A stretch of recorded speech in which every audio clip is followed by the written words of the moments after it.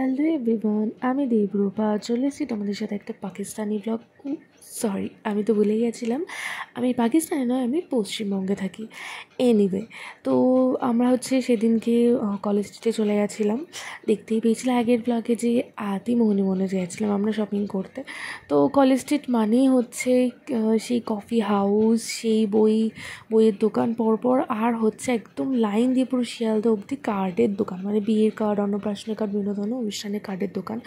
আর এই রাস্তাটা আমার ভীষণই পরিচিত, কারণ কলেজ লাইফে তো প্রত্যেক দিনই আমাকে এই রাস্তা দিয়েই যাতায়াত করতে হতো। মানে প্রায়ই কলেজ থেকে কলেজ স্ট্রিটে আসা হতো কোনো না কোনো বই। এখন সত্যি আমার জেনারেশনটাকে আমি ভীষণ মিস করি, যে তখন কিন্তু আমি সত্যি বই পড়তাম। এখন তো মানে কী বলবো, বই পড়ার প্রয়োজনই হয় না, সব কিছুই ফোনে চলে আসে।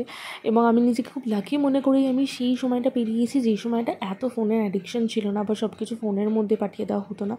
আমি বলবো না যে এটা পুরোপুরি জেনারেশনের দোষ, এটা অ্যাকচুয়ালি যে স্যার ম্যাডামরা আছে তারা যদি সেই বই জিনিসটাকে বাঁচিয়ে রাখতো, মানে শর্টকাট ইউজ না করে যে ফোনে পাঠিয়ে দিয়েছি দেখে নিই সেরকম করতে না পারতো, তাহলে হয়তো বইয়ের মর্মটা আজকালকার জেনারেশনের ছেলেমেয়েরা বুঝতো।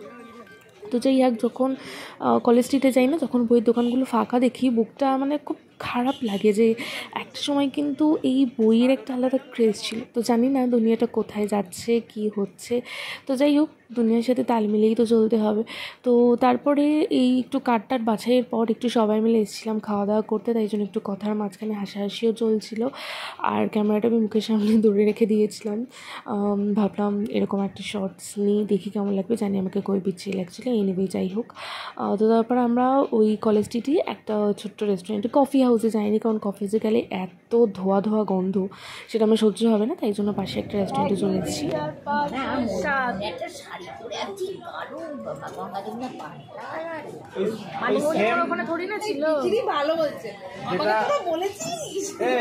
যেটা নিল ইয়েটা আমরা বলিনি, সুদীপটা আমি কি বলছি, এখন মাথা নাড়ছে। এই যে নেবো একটা পিস, এটা যে কিনেছেন আগে মইনির মধ্যে লাস্টে যেটা হলো বেনারসিটা। না একটা প্লেট দিন, বড় দিও না কেন? আরে এটুকু নেবে না, আর ওটুকু একটু নেবে, এইটা দিন আমার কাছে দিন, মিলে মিশেটা আমার প্লেট দিয়ে দিয়েছে। এবার ভিডিও বলে দেব আস্তে আস্তে।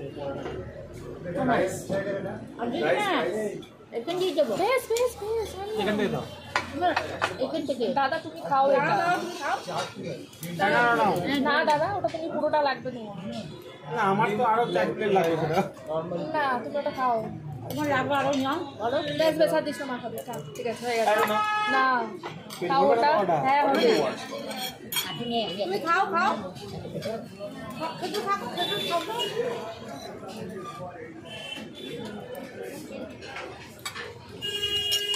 জল কি ওইটাই জল না, জল না। খাওয়া দাওয়ার পর্ব শেষে বাড়ি ফেরার পালা। আর প্রচুর কেনাকাটা করেছিলাম না, তাই গাড়ি করে ফিরছি আমি আর মা। এখন একটু আরামসে হাওয়া খেতে খেতে বাড়ি যাব। তো ব্লগটা তাহলে এখানে এন্ড করছি, পরের ব্লগে আবার দেখা হবে তোমাদের সাথে।